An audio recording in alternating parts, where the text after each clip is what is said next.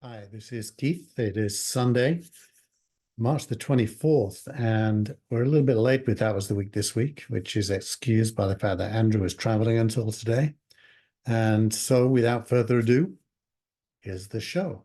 Hello, everybody. It is Sunday, March the 24th, 2024. I just got off a plane from New Orleans, and that's why our Start the Week, or That Was the Week episode, our weekly roundup of technology was delayed a couple of days. It's been quite a week in technology, a week which, at least according to Keith Tier, the author of That Was the Week newsletter, suggests a degree of shame. Was it a shameful week, Keith?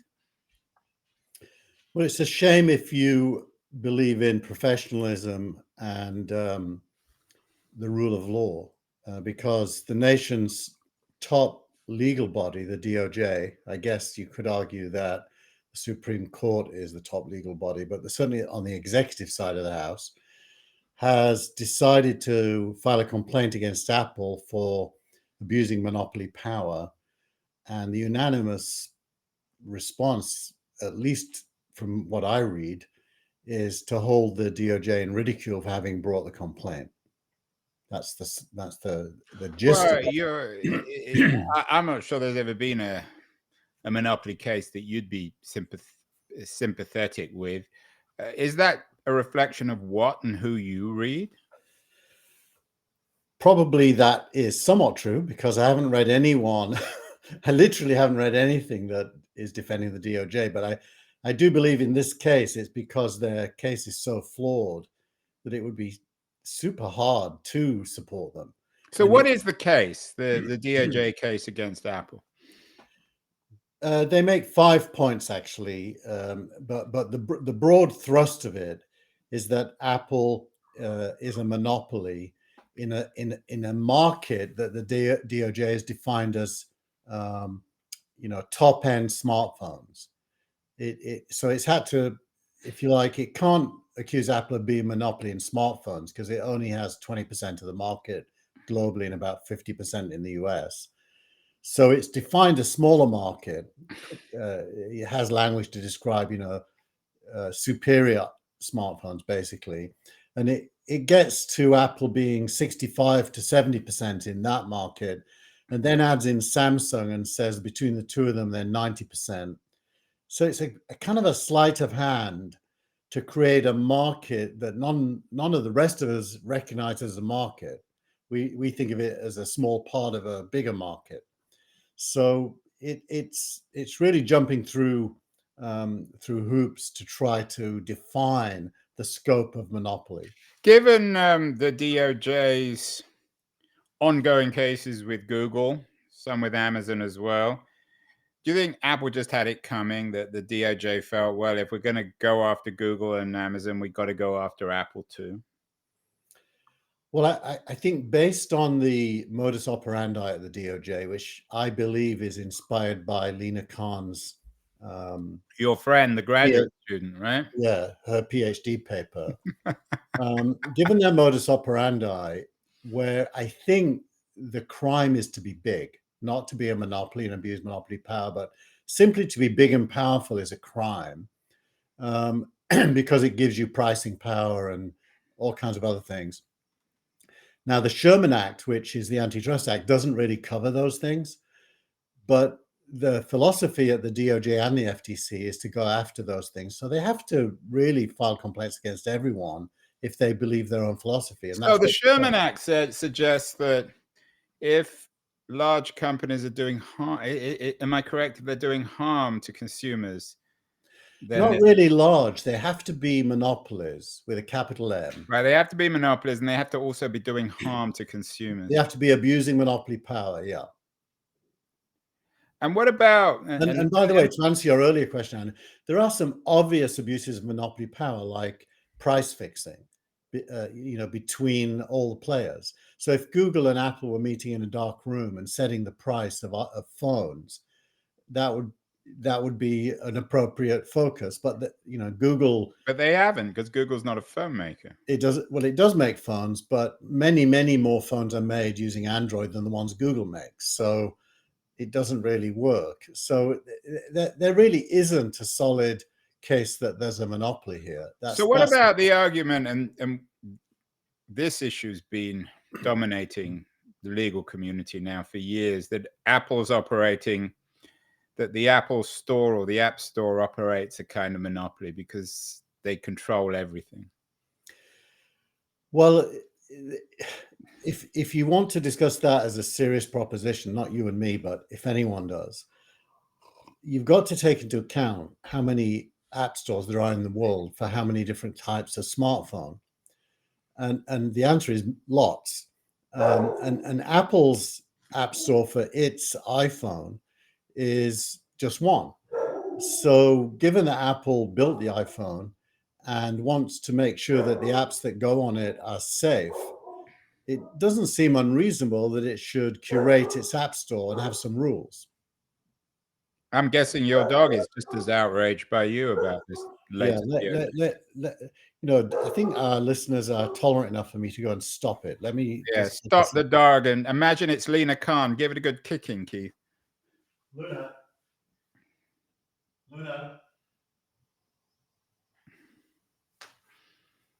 We can talk while Keith's away, shutting his dog up. Probably a pro. Is that a pro DOJ dog, Keith? It may be objecting to my narrative. That's entirely possible. I think it's probably offended by your narrative. Shame on you. Yeah. In all seriousness, no, do we need to use this word shame? I hate this word. It's such an annoying word. Why? What's so shameful about it? It's a political initiative. Clearly, the Biden administration or the DOJ under the Biden administration doesn't much like big tech, so it's going after Apple. So what? It's not shameful. Well, don't you think? I mean, this is serious now, just between you and me. No, I was being serious. Don't you think they're shooting them? Well, don't you think both TikTok and Apple are the two targets you wouldn't want to go after if you want young people to support you? I don't know about Apple. I mean, I would use the word shameful in terms of TikTok. I think that is shameful to try and shut the thing down or force a sale. But with Apple, it's actually using it. It's swings and roundabouts. It's the nature of big tech and of a state that's seeking to somehow control it. You know, this isn't going to work out. There's no way that the DOJ is going to be successbit with this. I'll tell you what. Even when they got good cases, they usually fail. And this is clearly a stupid case. Yeah, I agree. And a bit of a challenge here. If by the end of the show, we can come up with a better headline for this week's newsletter than DOJ shame on us, which is intended to say that if they get away with this, that's on us for letting them. But it isn't on us because none of us control the DOJ. And ultimately, this will be resolved in the courts by incredibly expensive lawyers, maybe even by the Supreme Court. So it's got nothing to do with us. It's certainly got nothing to do with me. Well, in a democracy, the people always have a voice. And, yeah, but no one's going to vote on this. No one cares enough. I mean, even if the DOJ got what they wanted, how would that impact Apple and the iPhone ecosystem? Well, it's hard to know until you know what the specifics would be. Steven Sinofsky, who's in this week's newsletter, went through this. He was very senior at Microsoft. Yeah, you've got a good tweet from him. What does Sinofsky say? He really goes through in some detail why the case has no substance, and he's not really still fighting the Microsoft battle. He looks at the Apple thing with clear eyes, set in the present, but from a person having gone through exactly this set of circumstances at Microsoft. But there was a case against Microsoft. You yourself, as a startup entrepreneur, had one of your startups killed by Microsoft. So, well, yeah, but I actually defended them. I put out a press release defending them at the time because I thought competition would deal with Microsoft more effectively than the government, and that ended up being true with Chrome. Now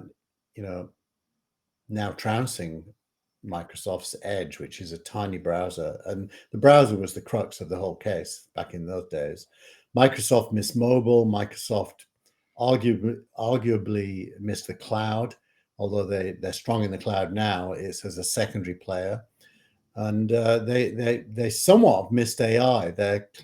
As we'll see this week, including We'll talk about that. And one interesting piece in the one theme in the newsletter is you bring up Kurt Vonnegut's short story, Harrison Bergeron, about on this sort of on the dangers of radical egalitarianism. What's the connection between the Apple case and Vonnegut's short story?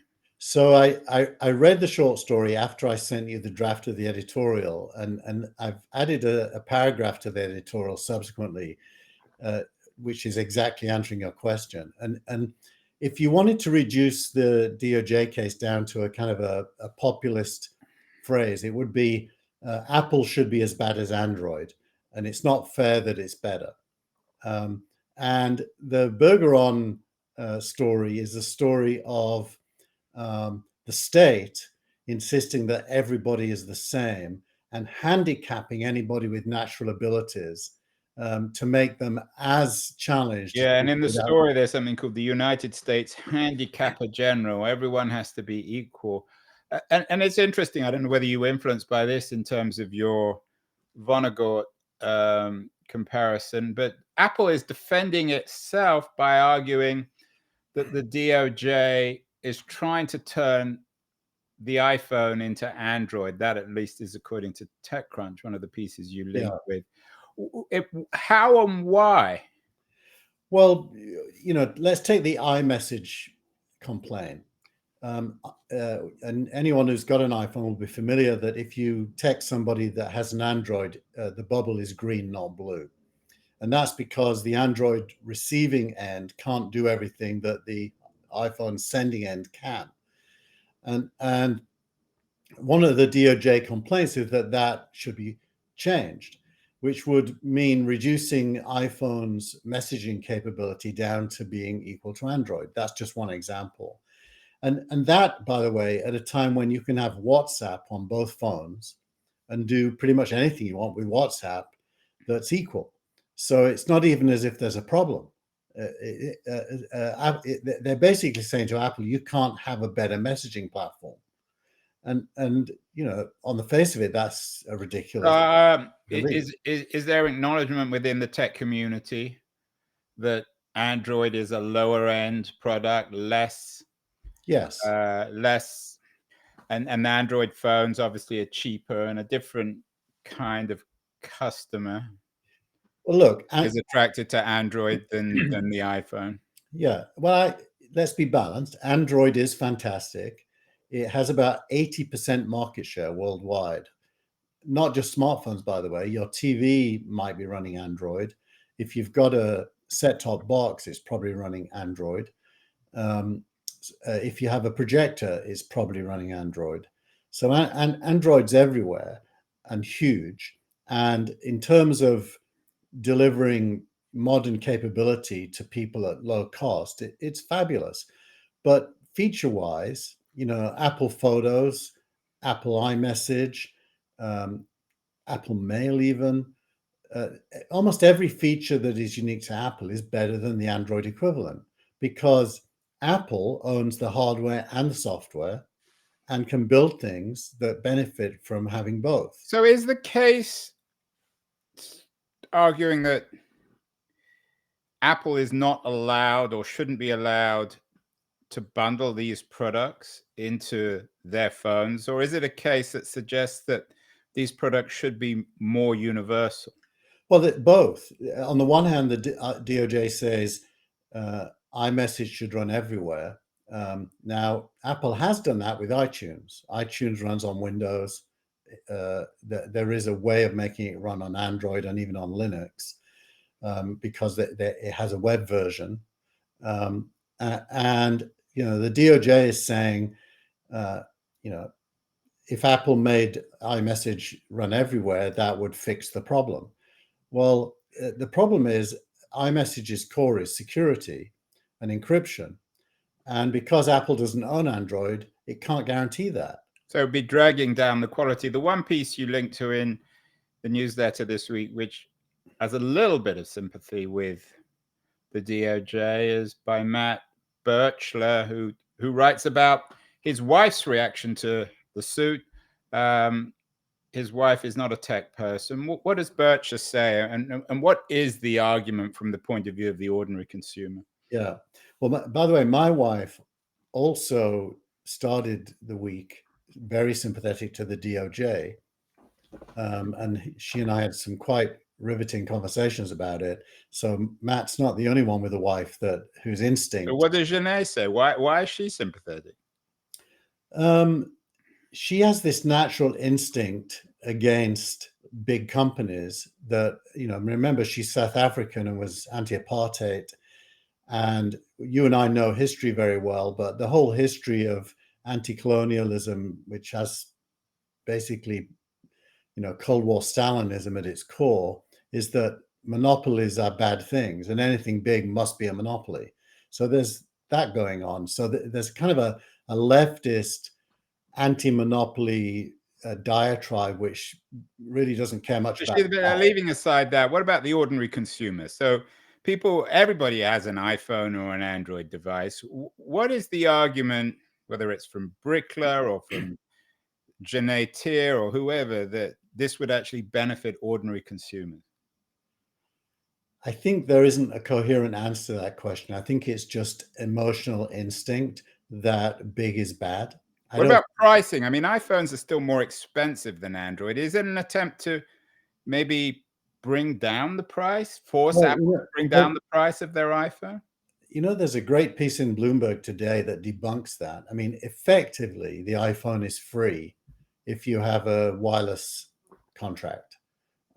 So it isn't but really. All phones are free then, and then that's a moot argument. Yeah, well, people like me, I'll buy an iPhone at cost price. You buy an iPhone every week. You're not typical. What about the ordinary person who buys an iPhone maybe once every 3 or 5 years? What? Ordinary people get their iPhone for the same price you can get an Android phone, basically free. It's built into the $20 or $30 a month you pay. But it does have a price, a formal price, whether it's $1,000 or $1,100. It does. It's just that nobody pays that price. Well, some people do. Some people do who can afford it, yes, and I do. It goes all the way from, I'd have to go to Apple's website to remember the range now, but I think it starts in the like $399, $499 kind of at the low end. Let's just say iPhone. So if you can start at the iPhone SE, where you get all the software, and if you click buy, the price starts at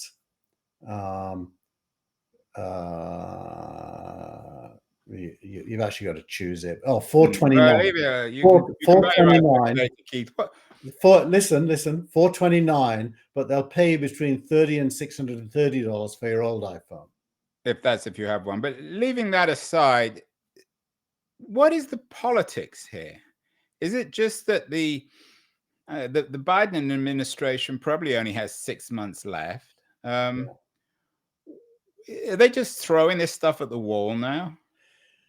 I'd be pretty shocked if Biden has his hands on this, because I think if he could, and obviously there's a Chinese wall between the DOJ and the White House. They're not really meant to have their hands on things, just like the Federal Reserve. There's a wall.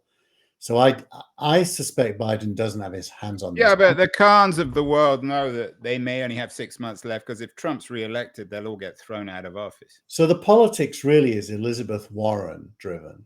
Oh, another of your favorite women, Keith. Is it the left? Is this what you're fearful of? The woke left? Well, it isn't really left, is it? It's a misunderstanding of the role of technology in progress. There's no real understanding in the Democratic left that progress comes from technology. Well, that's a bigger argument, and certainly they do have a good argument when it comes to loneliness and atomization, although I don't think that has anything to do with the case against Apple. This is not a case against technology, it's a case against Apple. Well, Apple, as you were saying earlier, Andrew, it really isn't. Apple's the fourth case. It's a case against Apple. But it's not a case against people using technology. They're not saying the premise of this argument is that technology is alienating, therefore we've got to stop people using phones. It's about stopping people using Apple phones. Yeah, but the accusation against Apple really, they wouldn't use these words, but what it really comes down to is you're too far ahead. Therefore, there's no competition because no one's as good as you. Therefore, we want to make you as bad as everyone else. Now, if Well, you're but you sound like an Apple lawyer now. I mean, no, what no, about I don't think the so. news? You had another interesting piece of news, Keith, this week about Apple is in talks with Google Gemini to power the iPhone AI features. What does this say with these huge companies now Well, this is partnering to partnering to make themselves, for better or worse, even more powerful, whether it's the Gemini AI or Apple? I actually think it's the opposite case, that this deal represents the failure of Apple to compete with OpenAI or Claude AI or any of Mistral AI or any of the others. And Google, it's their failure to distribute Gemini to a real audience. And so Apple and Google are both losers clinging onto each other to try to get to something that Well, losers, I don't know. I think, in the AI race, they're currently behind by far. well, they're not losers. Well, The so race has barely begun, and that's just a a lot use of of. people argue that Google's Gemini and OpenAI's ChatGPT are relatively equal, but They're not. They're not. But Claude AI is. I mean, it's even better. I've started using it more than OpenAI now. But that's a startup again. And Inflection AI that well, Microsoft. we're going to talk about inflection because that's But the key is another. that none of them are Apple or Google. And Apple and Google, competition is embarrassing them in the AI space, which is how it should be. Yeah. Another of the pieces, your video of the week from Jason Lemkin is about the odds of raising Series A funding for your startup. In the context of the broader startup economy, what are the odds, Keith? This is something you know a lot about. Yeah. Do you have better odds in 2024 than you did in 2020 or 2015 or 2010? Or is it increasingly controlled by these huge companies like Apple and Microsoft and Google and Facebook? Well, the hard thing is in venture capital, it takes about 4 years to know what the odds were. A round happens and then you got to wait and see. So what Jason is talking about really is backward-looking data going back to about 2019. And the truth is that almost every investment made in 2020 and 2021 is stalled. That is to say, no subsequent round has happened. So the data will say things are really bad. But the truth is, you don't know, because people doing Series A rounds in 23 and 24 may go on to do a Series B and a Series C much faster than that prior cohort. Probably will. I would guess they will.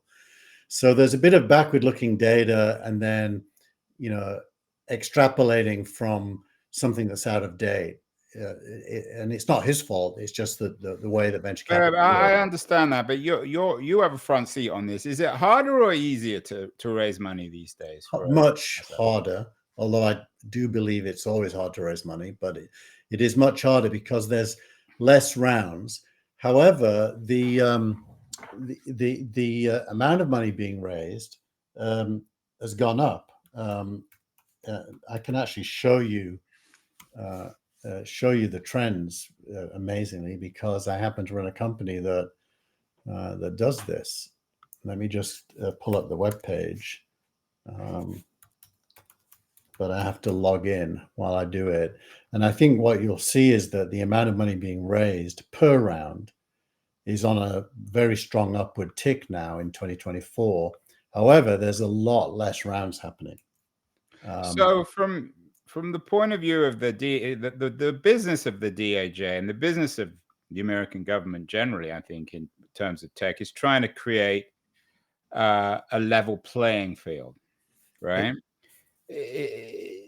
if you were the DOJ, what would you be focusing on? You're always bashing it. You hate Lena Khan, but are there areas where you think they could be working to benefit young entrepreneurs, Series A entrepreneurs with important, interesting ideas?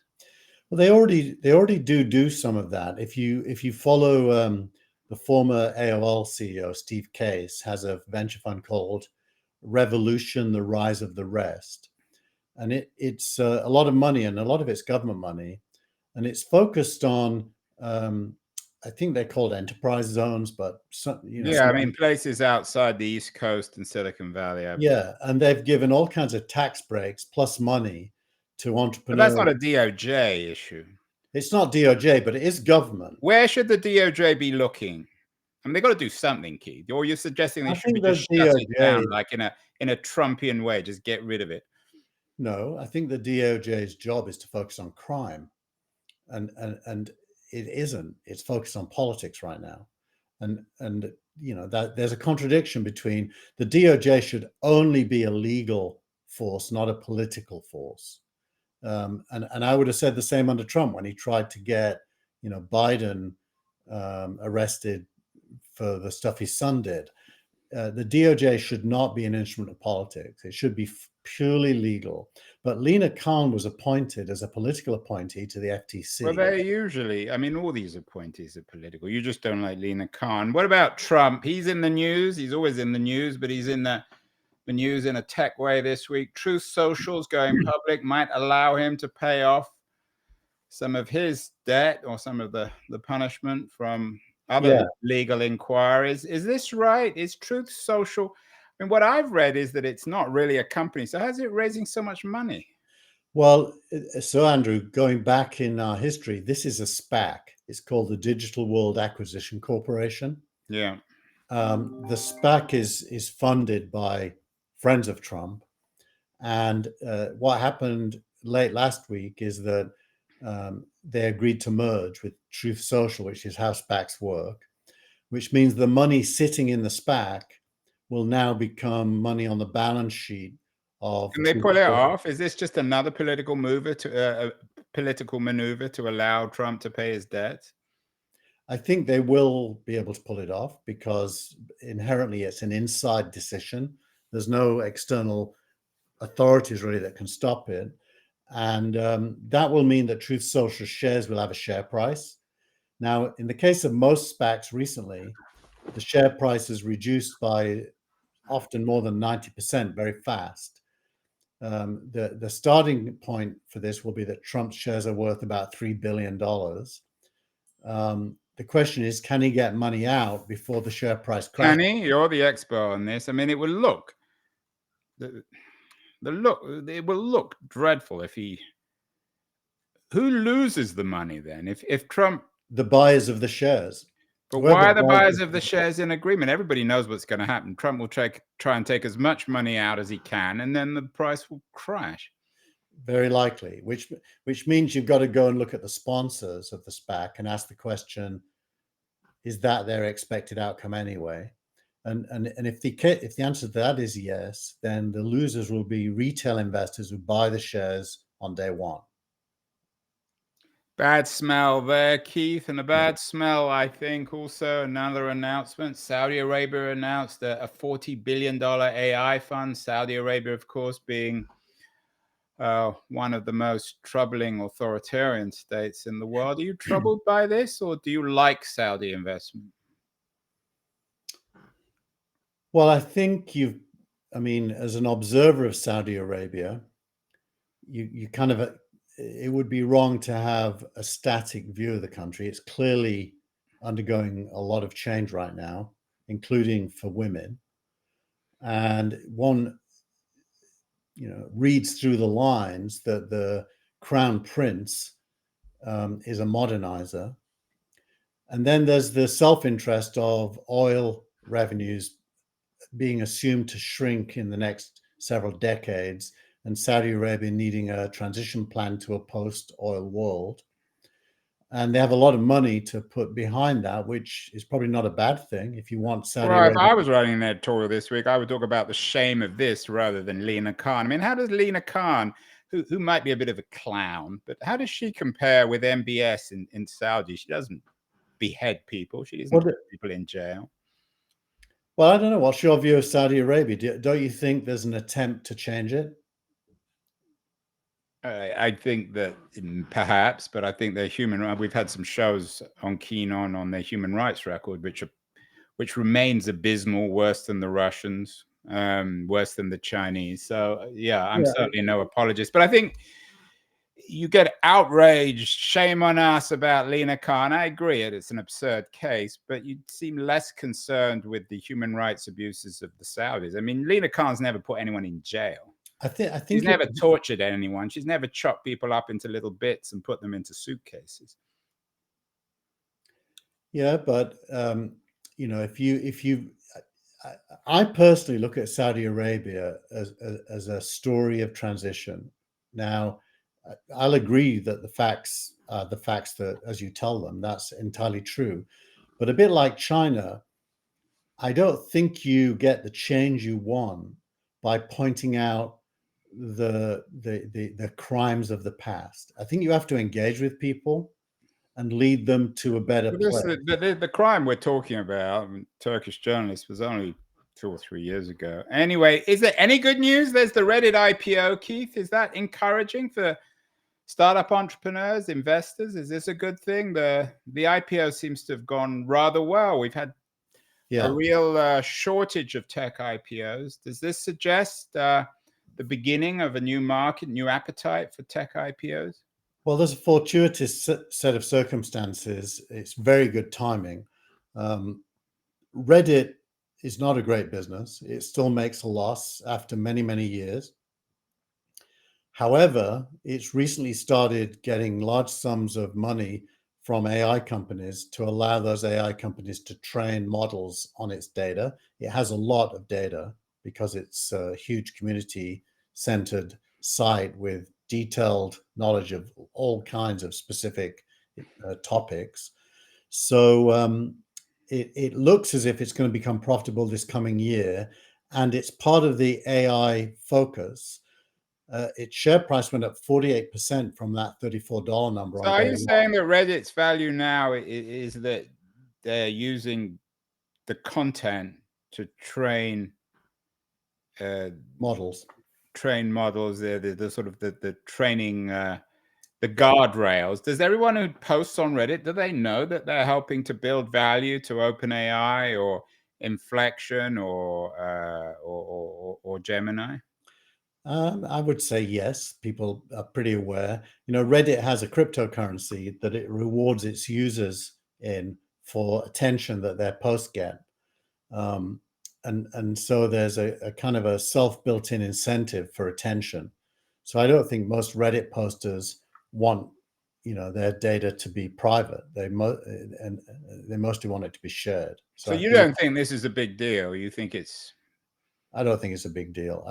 I think the market for data is only going to get bigger and bigger and bigger. Like, I have 100% of the data as it pertains to venture capital. And then on top of that, I've built some scoring algorithms. I can't tell you how many times a week people call me trying to buy the data from me. And I don't sell it because that's not my business. But data is very valuable. Well, Reddit, in spite of their IPO, didn't win the most coveted award in tech, Keith Tear's Startup of the Week. That went this week to Neuralink, which has developed a new product showing patient using brain implants to play chess on a laptop. Is this the best news of the week, Keith? The Neuralink news? Well, it's mind-blowing in that I wouldn't have thought it was possible. But this is a paraplegic. I think whatever the worst is, it's from the neck down, no sensations whatsoever. This was a young guy actually who had an accident, a swimming accident, diving into a pool that was shallow. And he's from the neck upwards, he's fine, but from the neck downwards, he isn't. And they showed him playing chess on a screen using the Neuralink to do very precise movements. Like he could move the cursor and pull down menus and click on options in a very fast, no delay, and move chess pieces and play chess. And the excitement in his voice as he explained what a breakthrough it was for him to even be able to. He couldn't contemplate doing something like that. So the fact that this is tech for the good. There's nothing dodgy, nothing ambiguous about this. Even if it's an Elon Musk owned company, it still benefits humanity. This would be one of your arguments for embracing technology rather than being Lena Khan-like suspicious of tech, of big tech. Yeah. Well, finally, one of the other interesting pieces of news, this was in TechCrunch, was that Microsoft, quote unquote, seemed to have acquired Inflection AI, and this created an X from somebody called Jacob Austin. Always good to know you can be fired from DeepMind for being an arsehole. Abandon your startup, your dollar startup, and still get hired as a Microsoft VP. This was in reference to Mustafa Suleyman, who I think was the CEO of Inflection, who now is head of AI at Microsoft. Why did you choose this X, and what does it tell us about what's happening in the AI space? Well, it blends a few things in a lovely way. I mean, the first is that this guy is a serious achiever, being one of the founders of DeepMind, which was started in London, is itself an achievement. Then he left. This tweet claims he was fired. I don't have any insight there, but it could be true. He was fired. He was the tweet. I don't know why you chose this particular tweet. He was fired from DeepMind when it was part of Google for bullying behavior, and he left. Oh, that's right. Now I remember. Anyway, he then went on to form Inflection with money from Reid Hoffman and others. Yeah, and Reid Hoffman had an operational role, wasn't he? Co-CEO or chairman? Chairman, I think. And Reid is leaning into AI heavily. And then clearly what happened here is Microsoft seduced Mustafa to want to go and join them. Because of the DOJ, Microsoft couldn't just acquire Inflection AI because it probably would have been blocked. So instead, they've licensed the software for $650 million and hired the founding team. And the assets remain with the company, and they've now got money. But it sounds like what they did in some ways with OpenAI. One of the things that struck me about this is that Hoffman's on the Microsoft board. He's a multi-billionaire partly because of his sale of LinkedIn to Microsoft. So isn't there something troublingly incestuous about this arrangement? Well, I think if you understand it through the prism of fear of the DOJ, you won't be far wrong. This is a very unusual. So you're blaming the DOJ for this, Keith? I'm saying the DOJ has made it impossible, and the FTC, impossible to do straightforward acquisitions. Therefore, people are resorting to weird structures to get what they want, which is the assets and the intelligence held by the target company. And we might see more of this. I mean, Google, I'm sure, can't always acquire the company, but well, Google's a major investor in Anthropic. Right, and they probably can't acquire Anthropic, but they might be able to acquire Anthropic's team and IP. So what's Microsoft's game here? I mean, another reading of this would be that Inflection AI just couldn't compete with Anthropic or OpenAI or Gemini, so they folded, and Mustafa got a job at Microsoft. Is that credible? Not really, because then Microsoft wouldn't have had to pay $650 million. So I think that isn't the story, really. The story is probably more driven by Microsoft's fear that OpenAI will end up not being controllable. And so this is Microsoft trying to have another option. Yeah. In Well, addition to OpenAI, it would be the technology from Inflection. yes, that's probably my gut instinct. And it also reinforces that AI is a world in which startups are leading, not the big tech players. Yeah, but this comes back to what we've been talking about. Inflection isn't really a startup. It raised what, $2 or $3 billion. It was founded by Reid Hoffman, who's already one of the most influential figures in Silicon Valley. There's nothing, and Mustafa Suleyman, who was a DeepMind co-founder. So when you think of something like Inflection AI, it's the opposite of what Google once was, or even Apple with Jobs and Well, there is a rationale for that, which is that I'm not blaming them. I'm not saying that they're evil. I'm going to explain to you why it is a startup, despite what you just said being true. That is that the starting bar for participation Right. in AI is billions of dollars. So to be a startup in AI, somebody has to underwrite the price of entry, which is rising all the time. And you know, you look at NVIDIA this week, which we haven't talked about, but NVIDIA launched a new chip called Broadcom, I think it was called, or Broad something. And that NVIDIA chip is the starting price is $40,000 per chip.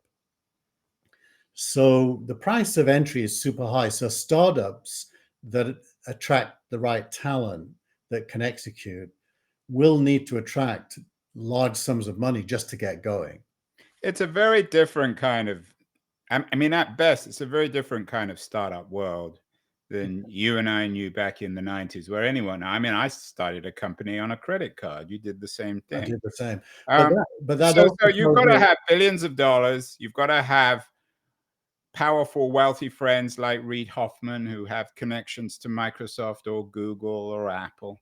It's a very, I mean, for better or worse, this isn't a criticism of tech, and it's not a defense of Lina Khan, but it's a very different world. And it also reflects this new Saudi $40 billion fund and the Truth Social News. Everything seems to be coming from above rather than from below. Well, actually, the Saudi fund, 40 billion ends up being quite a small number in this context. Right. No, I agree. I was actually surprised with that number. It's not a lot of money. And so I would say it isn't top down. It is still bottoms up. Developers ultimately are driving this, because unless you can build something interesting, no one's going to give you money. But there are not many of those developers, and if you are one, you're going to attract, you know, a lot of what is available to invest in the future, and that's. Yeah, and I wonder whether finally, Keith, has gone on. It's an interesting subject. Whether, as always, with bureaucracies like the DOJ, they're fighting the last war or the yesterday's war. They should be focusing on these issues and not worrying about the Apple iPhone. I agree with that. Did you come up with an alternative title to shame? Shame on Keith? It's still got shame in it. Well, what's another word for shame? I don't think it is shameful. I think that it may be incompetent, but there's nothing shameful about it. It's just words. But yeah, I think if you're incompetent, it is a shame. In South Africa, they use the word shame this way: that if somebody falls off a bike, the person who sees it says shame. Which so it reflects incompetence. Well, it's also got some empathy. So is that the first sign of a thaw between you and Lina Khan? Shame. I feel sorry for her. Exactly. That was a week. No time to limit me. The goal is to see the next big thing. That was a week. That was a week. Stand back, deep. That was a week. Technology's buzzing, it's in our face.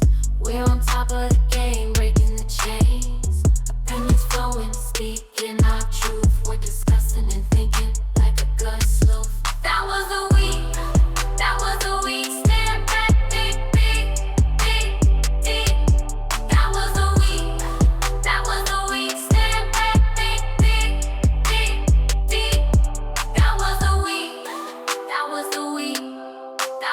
week. That was the week. That was the week.